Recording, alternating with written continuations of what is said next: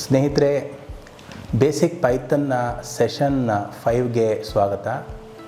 ನಾವು ಈ ಸೆಷನ್ ಹೋಗೋಕ್ಕಿಂತ ಮುಂಚೆ ಹೋದ ಸೆಷನ್ನಲ್ಲಿ ಏನು ಮಾಡಿದ್ವಿ ಅಂತ ಒಂದು ಚೂರು ತಿಳ್ಕೊಂಡು ಬಿಡೋಣ. ಹೋದ ಸೆಷನಲ್ಲಿ ನಾವು ಪೈಥನ್ ಐಡಿಯಲ್ಲಿ ಬಗ್ಗೆ ನಾವು ತಿಳ್ಕೊಂಡ್ವಿ. ಹಾಗೂ ಪೈಥನ್ ಐಡಿಯಲ್ಲಿ ಅಂದರೆ ಇಂಟಿಗ್ರೇಟೆಡ್ ಡೆವಲಪ್ಮೆಂಟ್ ಲರ್ನಿಂಗ್ ಎನ್ವೈರ್ನ್ಮೆಂಟ್, ಇದರಲ್ಲಿ ಯಾವ ರೀತಿ ನಾವು ಪ್ರೋಗ್ರಾಮ್ನ ಎಕ್ಸಿಕ್ಯೂಟ್ ಮಾಡಬೇಕು ಅನ್ನೋದು ತಿಳ್ಕೊಂಡ್ವಿ. ಮತ್ತು ಅದರದ್ದು ಡಿಸಡ್ವಾಂಟೇಜಸ್ ಕೂಡ ನಾವು ತಿಳ್ಕೊಂಡ್ವಿ. ಆಮೇಲೆ ಪೈಚಾರ್ಮಲ್ಲಿ ಯಾವ ರೀತಿ ನಾವು ಪ್ರೋಗ್ರಾಮ್ನ ಎಕ್ಸಿಕ್ಯೂಟ್ ಮಾಡಬೇಕು, ಮತ್ತು ಪೈಚಾರ್ಮಲ್ಲಿ ಇರ್ಬೋದಾದಂತಹ ಅಡ್ವಾಂಟೇಜ್ ಕೂಡ ನಾವು ತಿಳ್ಕೊಂಡ್ವಿ. ಅದನ್ನು ಇಂಟೆಲಿಜೆಂಟ್ ಕೋಡಿಂಗ್ ಅಸಿಸ್ಟೆನ್ಸ್ ಅಂತ ಕೂಡ ಕರಿತೀವಿ. ಇವತ್ತಿನ ಸೆಷನ್ಸಲ್ಲಿ ನಾವು ವೇರಿಯಬಲ್ ಇನ್ ಪೈಥನ್ ಅಂತ ನಾವು ಕಲಿಯೋಣ. ಈ ಸೆಷನಲ್ಲಿ ಏನಿದೆ ಅಂತ ನಾನು ಮೊದಲೇ ನಿಮಗೆ ಹೇಳ್ಬಿಡ್ತೀನಿ. ಸೆಷನ್ ಆಬ್ಜೆಕ್ಟಿವ್ಸ್ ಬಗ್ಗೆ ಈಗ ಗಮನ ಕೊಡೋಣ ಬನ್ನಿ. ಇವತ್ತಿನ ಸೆಷನಲ್ಲಿ ವೇರಿಯಬಲ್ ಅಂದರೆ ಏನು ಅಂತ ನಾವು ತಿಳ್ಕೊಳ್ಳೋಣ. ಈ ವೇರಿಯಬಲ್ ಅನ್ನೋದು ಒಂದು ಬಿಲ್ಡಿಂಗ್ ಬ್ಲಾಕ್ ಆಫ್ ಪೈಥನ್ ಅಂತ ಕೂಡ ಅನ್ನಿಸ್ಕೊಳ್ಳುತ್ತೆ. ನಾವು ಹಿಂದಿನ ಸೆಷನಲ್ಲಿ ಬಿಲ್ಡಿಂಗ್ ಬ್ಲಾಕ್ಸ್ ಆಫ್ ಪೈಥನ್ ಕೂಡ ಕಲ್ತಿದ್ವಿ. ತುಂಬಾ ಬಿಲ್ಡಿಂಗ್ ಬ್ಲಾಕ್ಸ್ ಬಗ್ಗೆ ನಾವು ಕಲ್ತಿದ್ವಿ. ಈ ವೇರಿಯಬಲ್ ಕೂಡ ಒಂದು ಬಿಲ್ಡಿಂಗ್ ಬ್ಲಾಕ್ ಅನ್ನಿಸ್ಕೊಳ್ಳುತ್ತೆ. ಅದ್ರ ಬಗ್ಗೆ ಈ ಸೆಷನಲ್ಲಿ ಮಾಹಿತಿ ಕೊಡ್ತೀನಿ. ಮತ್ತು ಈ ವೇರಿಯಬಲಲ್ಲಿ ಎಷ್ಟು ಟೈಪ್ಸ್ ಇದೆ, ಬೇಸಿಕ್ ಟೈಪ್ ಆಫ್ ವೇರಿಯಬಲ್ಸ್ ಏನೇನಿದೆ ಅನ್ನೋದನ್ನು ಕಲಿಯೋಣ. ಮತ್ತು ಈ ವೇರಿಯಬಲ್ನ ಕ್ರಿಯೇಟ್ ಮಾಡಬೇಕಾದ್ರೆ ಹಾಗೂ ಯೂಸ್ ಮಾಡಬೇಕಾದ್ರೆ ಕೆಲವೊಂದು ರೂಲ್ಸ್ ಆ್ಯಂಡ್ ರೆಗ್ಯುಲೇಷನ್ಸ್ ಇದೆ. ಅದು ಏನು ರೂಲ್ಸ್ ಆ್ಯಂಡ್ ರೆಗ್ಯುಲೇಷನ್ಸ್ ಅಂತ ಕೂಡ ಹೇಳೋಣ. ಕೊನೆಯದಾಗಿ ಈ ಸೆಷನ್ನ ಕೊನೆ ಭಾಗದಲ್ಲಿ ನಿಮಗೊಂದು ಟಾಸ್ಕನ್ನು ಕೊಡ್ತೀನಿ. ಆ ಟಾಸ್ಕನ್ನು ನೀವು ಮಾಡಬೇಕಾಗತ್ತೆ. ಆ ಟಾಸ್ಕ್ ಏನು ಅನ್ನೋದನ್ನು ಕೂಡ ನಾನು ಮುಂದೆ ಹೇಳ್ತೀನಿ. ಮೊದಲನೇದಾಗಿ ವೇರಿಯಬಲ್ ಅಂದರೆ ಏನು? ಈ ವೇರಿಯಬಲ್ ಅನ್ನೋದು ಒಂದು building block of Python program ಅಂತ ಈಗಾಗಲೇ ನಿಮಗೆ ಗೊತ್ತು. ಈ ವೇರಿಯಬಲ್ನ ನಾವು ಐಡೆಂಟಿಫೈಯರ್ಸ್ ಅಂತ ಕೂಡ ನಾವು ಕರಿತೀವಿ. ಹಾಗಾದರೆ ವೇರಿಯಬಲ್ ಅಂದ್ರೇನು ನೋಡಿ, ಅಲ್ಲಿ ಸ್ಲೈಡಲ್ಲಿದೆ. They are containers that hold value in a program. ಅಂದರೆ ನಾವು ಒಂದು ಪ್ರೋಗ್ರಾಮ್ ಬರಿಬೇಕಾದ್ರೆ ಅಲ್ಲಿ ಅನೇಕ ವ್ಯಾಲ್ಯೂಸ್ನ ನಾವು ಕೊಡಬೇಕಾಗತ್ತೆ. ಫಾರ್ ಎಕ್ಸಾಂಪಲ್ ನೋಡಿ, ಒಂದು ಸಿಂಪಲ್ ಪ್ರೋಗ್ರಾಮ್, ನಾನೊಂದು ಇಂಟ್ರೆಸ್ಟ್ ಕ್ಯಾಲ್ಕುಲೇಷನ್ ಮಾಡಬೇಕು. ಸಿಂಪಲ್ ಇಂಟ್ರೆಸ್ಟ್ ಕ್ಯಾಲ್ಕುಲೇಷನ್ ಮಾಡಬೇಕು. ನಿಮಗೆಲ್ಲ ಫಾರ್ಮುಲಾ ಗೊತ್ತೇ ಇದೆ. ಸಿಂಪಲ್ ಇಂಟ್ರೆಸ್ಟ್ಗೆ principal into rate into time divided by 100. So ಪ್ರಿನ್ಸಿಪಲ್ಗೆ ಒಂದು ವ್ಯಾಲ್ಯೂ ಕೊಡಬೇಕು, ರೇಟ್ಗೆ ಒಂದು ವ್ಯಾಲ್ಯೂ ಕೊಡಬೇಕು, ಟೈಮ್ಗೆ ಒಂದು ವ್ಯಾಲ್ಯೂ ಕೊಡಬೇಕು. ಈ ಪ್ರಿನ್ಸಿಪಲ್, ರೇಟ್ ಆ್ಯಂಡ್ ಟೈಮ್ನ ಐಡೆಂಟಿಫೈಯರ್ಸ್ ಅಥವಾ ವೇರಿಯಬಲ್ಸ್ ಅಂತ ನಾವು ಕರಿತೀವಿ. ಇವಾಗ ಸಮ್ ಎಕ್ಸಾಂಪಲ್ಸ್ ಆಫ್ ವೇರಿಯಬಲ್ಸ್ನ ನಾನು ಕೊಟ್ಟಿದ್ದೀನಿ. Age is equal to 18. ನೋಡಿ, ಇವಾಗ ಏಜ್ ಅನ್ನೋದು ಒಂದು ವೇರಿಯಬಲ್ಲು. ಆ ವೇರಿಯಬಲ್ಗೆ 18 ಅನ್ನೋ ವ್ಯಾಲ್ಯೂನ ನಾನು ಅಸೈನ್ ಮಾಡ್ತಾ ಇದ್ದೀನಿ. ಸೊ ಇದನ್ನು ನಾವು ಅರ್ಥ ಮಾಡ್ಕೋಬೇಕಂದ್ರೆ ಏಜ್ ಅನ್ನೋದನ್ನು ಒಂದು ಕಂಟೈನರ್ ಅಂತ ಅನ್ಕೋಬೋದು. 18 ಅನ್ನೋ ವ್ಯಾಲ್ಯೂ ಆ ಕಂಟೈನರಲ್ಲಿ ಸ್ಟೋರ್ ಮಾಡ್ತಾ ಇದ್ದೀನಿ.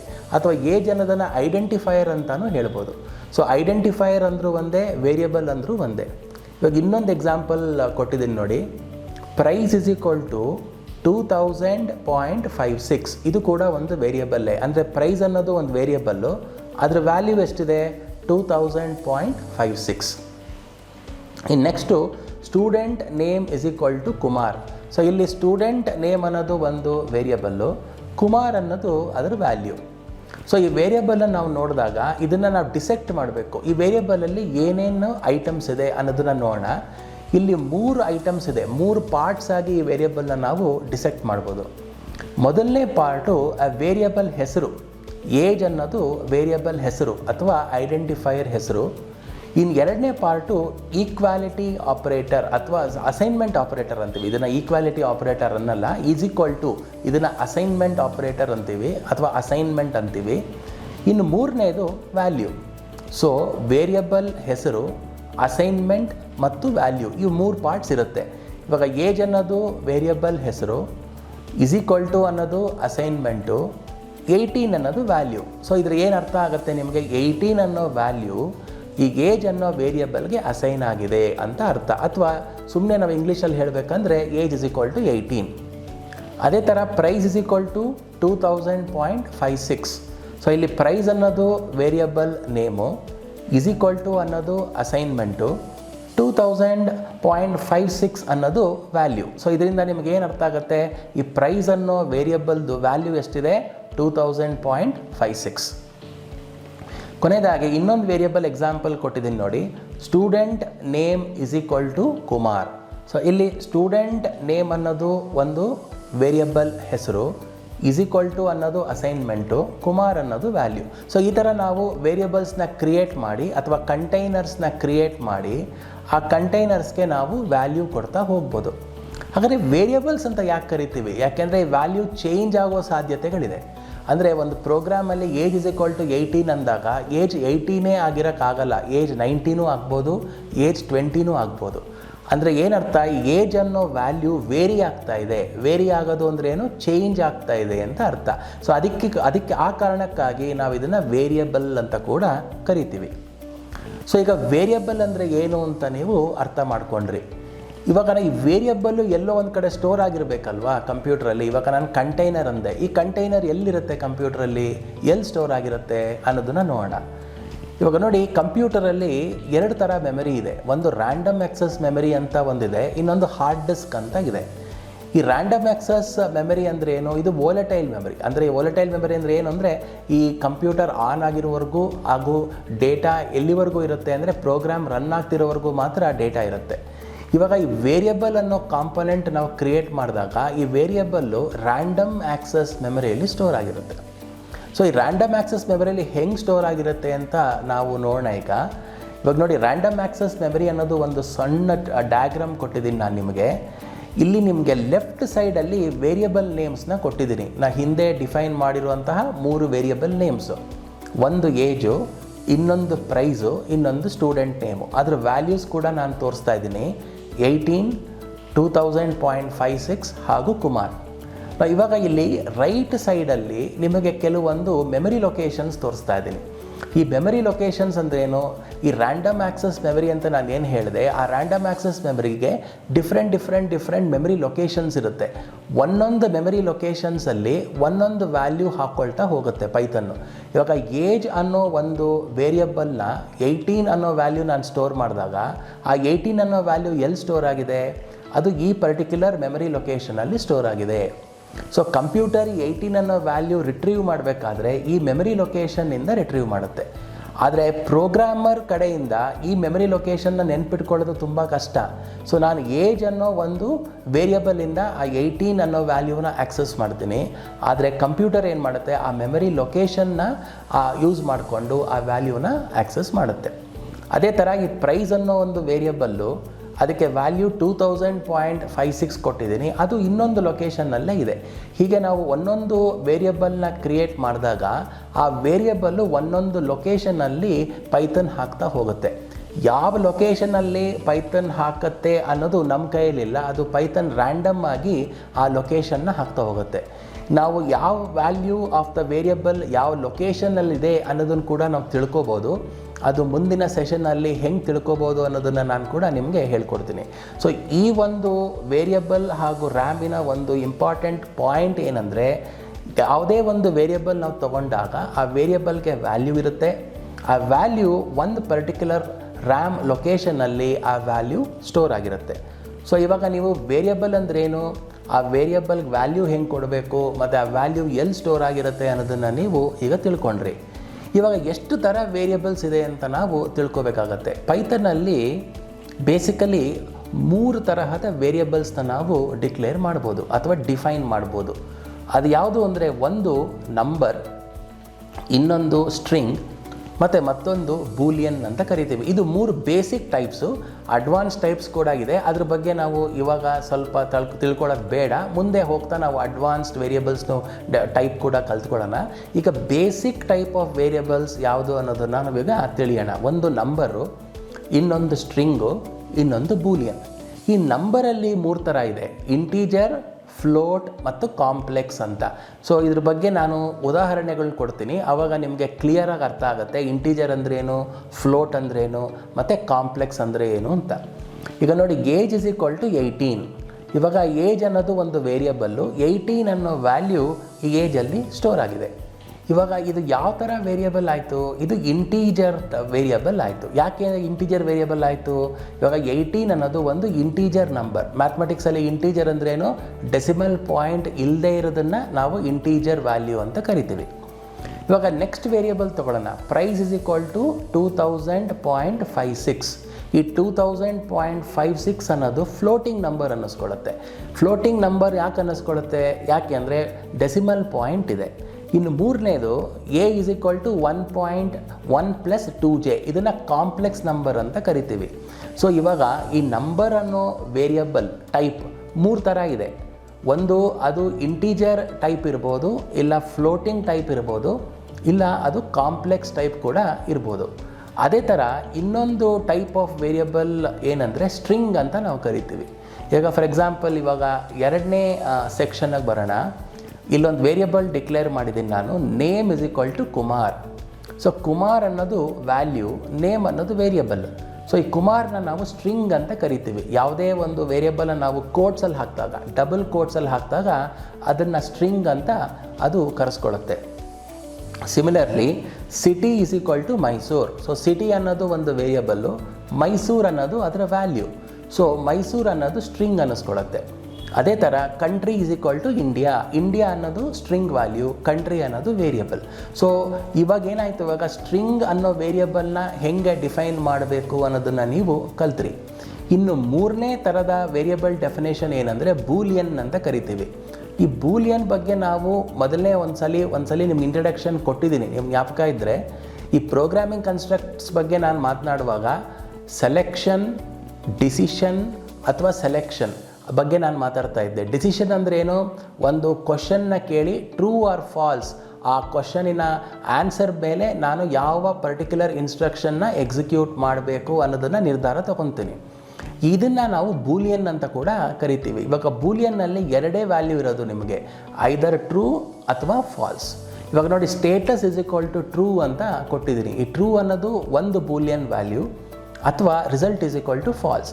ಫಾಲ್ಸ್ ಅನ್ನೋದು ಇನ್ನೊಂದು ಬೂಲಿಯನ್ ವ್ಯಾಲ್ಯೂ. ಸೊ ಇವಾಗ ಈ ಥರ ನೀವು 3 ಟೈಪ್ ಆಫ್ ವೇರಿಯಬಲ್ಸ್ನ ನೀವು ತಿಳ್ಕೊಂಡ್ರಿ. ಒಂದು ನಂಬರ್ ಟೈಪು, ಇನ್ನೊಂದು ಸ್ಟ್ರಿಂಗ್ ಟೈಪು, ಇನ್ನೊಂದು ಬೂಲಿಯನ್ ಟೈಪು. ಈ ನಂಬರ್ ಟೈಪಲ್ಲಿ 3 ಥರ ಇದೆ. ಒಂದು ಇಂಟೀಜರು, ಇನ್ನೊಂದು ಫ್ಲೋಟು, ಇನ್ನೊಂದು ಕಾಂಪ್ಲೆಕ್ಸು. ಸೊ ಇವಾಗ ವೇರಿಯಬಲ್ ಅಂದರೆ ಏನು, ಆ ವೇರಿಯಬಲ್ನ ಹೆಂಗೆ ಡಿಫೈನ್ ಮಾಡಬೇಕು, ಹಾಗೂ ವೇರಿಯಬಲ್ನ ಡಿಫ್ರೆಂಟ್ ಟೈಪ್ಸ್ ಏನು ಅಂತ ತಿಳ್ಕೊಂಡ್ರಿ. ನೆಕ್ಸ್ಟು ಈ ವೇರಿಯಬಲ್ಸ್ನ ನೀವು ಡಿಫೈನ್ ಮಾಡಬೇಕಾದ್ರೆ ಸರ್ಟನ್ ರೂಲ್ಸ್ ಆ್ಯಂಡ್ ರೆಗ್ಯುಲೇಷನ್ಸ್ನ ನೀವು ಫಾಲೋ ಮಾಡಬೇಕಾಗತ್ತೆ.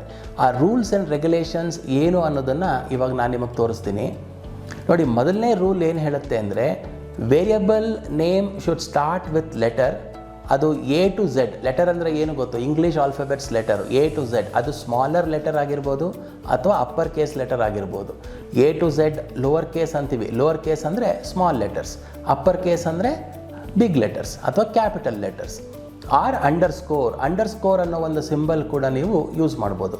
ಅಂದರೆ ನಾವು ಯಾವುದೇ ವೇರಿಯಬಲ್ನ ನಾವು ಡಿಫೈನ್ ಮಾಡಬೇಕಾದ್ರೆ ಅದು ಕ್ಯಾರೆಕ್ಟರಿಂದನೇ ಸ್ಟಾರ್ಟ್ ಆಗಿರಬೇಕು ಅಥವಾ ಲೆಟರಿಂದನೇ ಸ್ಟಾರ್ಟ್ ಆಗಿರಬೇಕು. ಆ ಲೆಟರ್ ನಿಮ್ಗೆ ಯೂಸ್ ಮಾಡೋಕ್ಕೆ ಆಗಲ್ಲ ಅಂದರೆ ಅಂಡರ್ಸ್ಕೋರ್ ಅನ್ನೋ ಒಂದು ಸ್ಪೆಷಲ್ ಕ್ಯಾರೆಕ್ಟರ್ನ ಕೂಡ ನೀವು ಯೂಸ್ ಮಾಡ್ಬೋದು. ಇವಾಗ ಕೆಲವೊಂದು ವ್ಯಾಲಿಡ್ ಮತ್ತು ಇನ್ವ್ಯಾಲಿಡ್ ವೇರಿಯಬಲ್ ನೇಮ್ಸ್ನ ನಾನು ನಿಮಗೆ ಕೊಟ್ಟಿದ್ದೀನಿ ನೋಡಿ. ಇಲ್ಲಿ ಏಜ್ ಅನ್ನೋದು ಒಂದು ವ್ಯಾಲಿಡ್ ವೇರಿಯಬಲ್ ನೇಮ್. ಯಾಕೆ ಅಂದರೆ ಎ ಅನ್ನೋದು ಒಂದು ಕ್ಯಾರೆಕ್ಟರು. ಸೊ ಇವಾಗ ಏನಾಗ್ತಾ ಇದೆ, ವೇರಿಯಬಲ್ ನೇಮು ಕ್ಯಾರೆಕ್ಟರಿಂದ ಸ್ಟಾರ್ಟ್ ಆಗ್ತಾ ಇದೆ. ಸೊ ಇದರಿಂದ ಇದು ವ್ಯಾಲಿಡ್ ವೇರಿಯಬಲ್ ನೇಮ್ ಅನ್ನಿಸ್ಕೊಂತು. ಇವಾಗ 2ನೇ ವೇರಿಯಬಲ್ನ ತೊಗೊಳ್ಳೋಣ ನಾವು, ಅಂಡರ್ಸ್ಕೋರ್ ಏಜ್. ಇವಾಗ ಏನಾಗ್ತಾ ಇದೆ ಇಲ್ಲಿ, ಈ ವೇರಿಯಬಲ್ ನೇಮು ಅಂಡರ್ಸ್ಕೋರಿಂದ ಸ್ಟಾರ್ಟ್ ಆಗ್ತಾ ಇದೆ. ಇದು ಕೂಡ ವ್ಯಾಲಿಡೇ. ಯಾಕೆಂದರೆ ರೂಲ್ ಏನು ಹೇಳ್ತಾ ಇದೆ ನೋಡಿ, variable name should start with letter small a to small z or capital A to capital Z or underscore. So variable name ಖಂಡಿತವಾಗ್ಲೂ ಅಂಡರ್ಸ್ಕೋರಿಂದ ಸ್ಟಾರ್ಟ್ ಆಗಬಹುದು. ಆದ್ದರಿಂದ ಅಂಡರ್ಸ್ಕೋರ್ ಏಜ್ ಅಂತ ನಾನು ಬರೆದಾಗ ಅದರಲ್ಲಿ ಯಾವುದೇ ವಿಧವಾದಂತಹ ತಪ್ಪು ಇರಲ್ಲ. ಇನ್ನು 3ನೇದು AGE ಅಂತ ಬರೆದಿದ್ದೀನಿ. ಇಲ್ಲಿ ಕ್ಯಾಪಿಟಲ್ A ಯೂಸ್ ಮಾಡಿದ್ದೀನಿ ನಾನು. ಇದು ಕೂಡ ವ್ಯಾಲಿಡ್ ವೇರಿಯಬಲ್ ನೇಮೇ, ಬಿಕಾಸ್ ನಾನು ಕ್ಯಾಪಿಟಲ್ A ಕೂಡ ನಾನು ಯೂಸ್ ಮಾಡ್ಬೋದು. ಸೊ ಇವಾಗ ಮೊದಲನೇ ರೂಲು ಹೇಗೆ ಯೂಸ್ ಮಾಡಬೇಕು ಅನ್ನೋದನ್ನು ನೀವು ತಿಳ್ಕೊಂಡ್ರಿ. ಇನ್ನು 2ನೇ ರೂಲ್ ಇದೆ ವೇರಿಯಬಲ್ ಡಿಫೈನ್ ಮಾಡಬೇಕಾದ್ರೆ. ಅದು ಏನಂದರೆ, in variable name no special characters are allowed other than underscore. ಇವಾಗ ಕಂಪ್ಯೂಟ್ರಲ್ಲಿ ಕೆಲವೊಂದು ಸ್ಪೆಷಲ್ ಕ್ಯಾರೆಕ್ಟರ್ಸ್ ಅಂತ ಇರುತ್ತೆ. ನೀವು ಕೀಬೋರ್ಡ್ ನೋಡುವಾಗ ಸ್ಪೆಷಲ್ ಕ್ಯಾರೆಕ್ಟರ್ಸ್ನ ನೋಡ್ತೀರಾ. ಫಾರ್ ಎಕ್ಸಾಂಪಲ್ ಹ್ಯಾಶ್ ಇರ್ಬೋದು, ಡಾಲರ್ ಸಿಂಬಲ್ ಇರ್ಬೋದು, ಕಾಮಾ ಇರ್ಬೋದು, ಎಕ್ಸ್ಕ್ಲಿಮೇಟ್ರಿ ಮಾರ್ಕ್ ಇರ್ಬೋದು.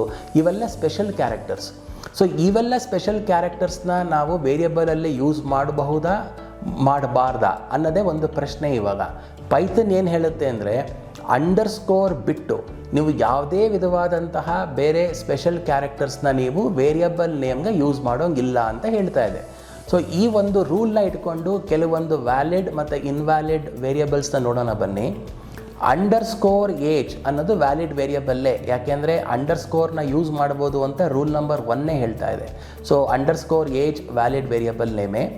ಏಜ್ ಅಂಡರ್ಸ್ಕೋರು ವ್ಯಾಲಿಡ್ ವೇರಿಯಬಲ್ಲೇ, ಬಿಕಾಸ್ ಅಂಡರ್ಸ್ಕೋರ್ ಅನ್ನೋ ಒಂದು ಸ್ಪೆಷಲ್ ಕ್ಯಾರೆಕ್ಟರ್ ನಾನು ವೇರಿಯಬಲ್ ನೇಮಲ್ಲಿ ಯೂಸ್ ಮಾಡ್ಬೋದು. ಆದರೆ ಏಜ್ ಅಂಡರ್ಸ್ಕೋರ್ ಸ್ಟಾರ್ ಅನ್ನೋದು ಇನ್ನೊಂದು ವೇರಿಯಬಲ್ ಕ್ರಿಯೇಟ್ ಮಾಡಿದ್ದೀನಿ, ಇದು ಇನ್ವ್ಯಾಲಿಡ್ ಆಗುತ್ತೆ. ಯಾಕೆಂದರೆ ಸ್ಟಾರ್ ಅನ್ನೋದು ಸ್ಪೆಷಲ್ ಕ್ಯಾರೆಕ್ಟರು. ಸೊ ಸ್ಪೆಷಲ್ ಕ್ಯಾರೆಕ್ಟರ್ಸ್ನ ನಾವು ಅಲೋ ಮಾಡೋಕ್ಕಾಗಲ್ಲ, ಪೈಥನ್ ಅಂತೂ ಅಲೋ ಮಾಡಲ್ಲ. ಯಾಕೆಂದರೆ ಸ್ಪೆಷಲ್ ಕ್ಯಾರೆಕ್ಟರ್ಸ್ನ ನಾವು ಪೈಥನ್ನಲ್ಲಿ ವೇರಿಯಬಲ್ ನೇಮ್ಗೆ ಉಪಯೋಗಿಸೋಕ್ಕಾಗಲ್ಲ, ಯಾಕೆಂದರೆ ರೂಲ್ ನಂಬರ್ 2 ವೈಲೇಷನ್ ಆಗುತ್ತೆ. ಅಥವಾ ಪ್ಲಸ್ ಏಜ್ ಅಂತ ಕೊಡ್ತಾ ಇದ್ದೀನಿ, ಇಲ್ಲಿ ಪ್ಲಸ್ ಅನ್ನೋ ಒಂದು ಸ್ಪೆಷಲ್ ಕ್ಯಾರೆಕ್ಟರ್ ಯೂಸ್ ಮಾಡ್ತಾ ಇದ್ದೀನಿ, ಇದು ವೈಲೇಷನ್ನೇ. ಅಥವಾ ರೂಲ್ ನಂಬರ್ 1 ಕೂಡ ವೈಲೇಷನ್, ಯಾಕೆಂದರೆ ವೇರಿಯಬಲ್ ನೇಮ್ ಶುರುವಾಗದೆ ಐದರ್ ಅಂಡರ್ಸ್ಕೋರಿಂದ ಅಥವಾ ಸ್ಮಾಲರ್ A to Z ಇಂದ ಅಥವಾ ಬಿಗ್ಗರ್ A to Z ಇಂದ. ಸೊ ಇಲ್ಲಿ ವೇರಿಯಬಲ್ ನೇಮ್ ಶುರುವಾಗ್ತಾ ಇರೋದು ಪ್ಲಸ್ ಅನ್ನೋ ಒಂದು ಸ್ಪೆಷಲ್ ಕ್ಯಾರೆಕ್ಟರ್ ಅಥವಾ ಆಪರೇಟರಿಂದ. ಸೊ ಇದು ಇನ್ವ್ಯಾಲಿಡ್ ವೇರಿಯಬಲ್ ನೇಮ್ ಅಂತ ಅನ್ನಿಸ್ಕೊಳ್ಳುತ್ತೆ. ಇನ್ನು ರೂಲ್ ನಂಬರ್ 3 ನೋಡೋಣ ಬನ್ನಿ. Variable names are case sensitive. ಈ ಕೇಸ್ ಸೆನ್ಸಿಟಿವ್ ಅಂದರೆ ಏನು ಅಂದರೆ ಅಪ್ಪರ್ ಕೇಸು ಮತ್ತು ಲೋವರ್ ಕೇಸು ಎರಡು ಡಿಫ್ರೆಂಟಾಗಿ ಟ್ರೀಟ್ ಮಾಡುತ್ತೆ ಪೈಥನ್. ಹಾಗಂದ್ರೆ ಏನರ್ಥ, ಈಗ ನಾನು 3 ವೇರಿಯಬಲ್ಸ್ನ ನಿಮಗೆ ತೋರಿಸ್ತಾ ಇದ್ದೀನಿ, ಏಜ್ ಆ್ಯಂಡ್ ಏಜ್ ಅಂತ. ನೋಡಿ, ಮೊದಲನೇ ವೇರಿಯಬಲ್ಲು ಏಜ್, ಇವೆಲ್ಲ ಲೋವರ್ ಕೇಸಲ್ಲಿ ಬರೆದಿದ್ದೀನಿ. ಎರಡನೇ ವೇರಿಯಬಲ್ಲು ಏಜ್, ಎ ಮಾತ್ರ ಅಪ್ಪರ್ ಕೇಸಲ್ಲಿದೆ, ಜಿ ಆ್ಯಂಡ್ ಇ ಲೋವರ್ ಕೇಸಲ್ಲಿದೆ. ಇನ್ನು ಮೂರನೇ ಎಕ್ಸಾಂಪಲಲ್ಲಿ AGE 3 ಕೂಡ ಅಪ್ಪರ್ ಕೇಸಲ್ಲಿದೆ. ಸೊ ಏಜ್ ಅಂತ ನಾನು ಕೊಟ್ಟಾಗ 3 ಒಂದೇ ಥರ ಸೌಂಡ್ ಆದರೂ ಕೂಡ, 3 ಒಂದೇ ಥರ ಕೇಳಿಸಿದ್ರೂ ಕೂಡ ಮೊದಲನೇ ಏಜೇ ಡಿಫ್ರೆಂಟು, ಎರಡನೇ ಏಜೇ ಡಿಫ್ರೆಂಟು, ಮೂರನೇ ಏಜೇ ಡಿಫ್ರೆಂಟು. ಯಾಕೆ ಅಂದರೆ ಅದರ ಮಧ್ಯದಲ್ಲಿ ಈ ಕೇಸ್ ಸೆನ್ಸಿಟಿವಿಟಿ ಅನ್ನೋ ಒಂದು ವ್ಯತ್ಯಾಸ ಇದೆ. ಸೊ ಕೇಸ್ ಸೆನ್ಸಿಟಿವಿಟಿ ಅಂದರೆ ಏನು, ಪೈಥನ್ನು ಅಪ್ಪರ್ ಕೇಸ್ ಮತ್ತು ಲೋವರ್ ಕೇಸ್ಗೆ ಡಿಫ್ರೆನ್ಷಿಯೇಟ್ ಮಾಡುತ್ತೆ. ಇವಾಗ ಕ್ಯಾಪಿಟಲ್ A ಅನ್ನೋದೇ ಒಂದು ವೇರಿಯಬಲ್ಲು, ಸ್ಮಾಲ್ a ಅನ್ನೋದೇ ಇನ್ನೊಂದು ವೇರಿಯಬಲ್ಲು. ಇದನ್ನು ನಾವು ಕೇಸ್ ಸೆನ್ಸಿಟಿವಿಟಿ ಅಂತ ಕೂಡ ಕರಿತೀವಿ. ಇನ್ನು ನೆಕ್ಸ್ಟ್ ರೂಲ್ ಬಗ್ಗೆ ತಿಳ್ಕೊಳ್ಳೋಣ ಬನ್ನಿ. Variable name can have numbers but not at the beginning. ಈ ವೇರಿಯಬಲ್ ನೇಮ್ಸಲ್ಲಿ ನಾವು ನಂಬರ್ಸ್ ಕೂಡ ಉಪಯೋಗಿಸ್ಬೋದು. ಇವಾಗ ಆಲ್ಫಾಬೆಟ್ಸ್ ಹೆಂಗೆ ಉಪಯೋಗಿಸ್ತೀವಿ, ಸ್ಪೆಷಲ್ ಕ್ಯಾರೆಕ್ಟರ್ ಹೆಂಗೆ ಉಪಯೋಗಿಸ್ತೀವಿ. ಸ್ಪೆಷಲ್ ಕ್ಯಾರೆಕ್ಟರ್ ಅಂದರೆ ನೆನಪಿರಲಿ ಅಂಡರ್ಸ್ಕೋರ್ ಮಾತ್ರ. ವೇರಿಯಬಲಲ್ಲಿ ನಂಬರ್ಸ್ ಕೂಡ ನಾವು ಉಪಯೋಗಿಸ್ಬೋದು. ಆದರೆ ಆ ನಂಬರ್ನ ಮೊದಲನೇ ಪಾರ್ಟಾಗಿ ನಾವು ಉಪಯೋಗಿಸ್ಕೋಬಾರ್ದು. ಅಂದರೆ ಇವಾಗ ನೋಡಿ, age 1 it is A valid variable name, because 1 ಅನ್ನೋದು ನಂಬರು, ಅದನ್ನು ಏಜ್ ಆದಮೇಲೆ ಹಾಕ್ತಾ ಇದ್ದೀನಿ. ಏಜ್ 2 ಅನ್ನೋದು ವ್ಯಾಲಿಡ್ ವೇರಿಯಬಲ್ ನೇಮೇ. 1 ಏಜ್ ಅಂತ ನಾವು ಬರೆದಾಗ ಅದು ಇನ್ವ್ಯಾಲಿಡ್ ಆಗುತ್ತೆ.